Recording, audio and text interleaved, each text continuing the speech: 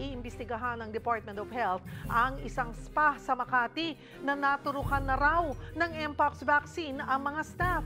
Giit kasi ng ahensya, wala pang rehistradong bakuna kontra Mpox dito sa bansa. Magbabalita si Mon Gualvez.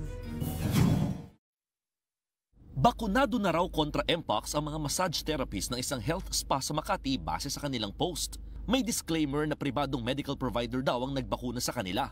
Pero ikinaalarma ito ng Department of Health. Wala pa kasing Mpox vaccine na naiprosesong dumating sa bansa, kaya ang itinurok daw sa mga therapist ng health spa ay hindi rehistrado sa Food and Drug Administration.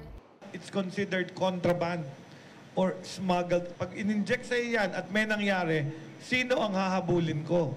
So kaya kailangan rehistrado sila.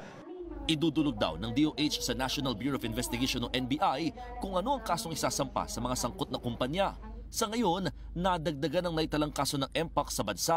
2 mula sa Calabarzon habang 1 mula sa NCR. Lahat sila ay lalaki. Paalala ng DOH, maaaring mahawa sa Mpox sa pamamagitan ng skin-to-skin contact o kaya madikit sa iba ang tela na nagamit ng isang infected. Gumaling na raw ang 5 sa mga naunang nagpositibo sa Mpox.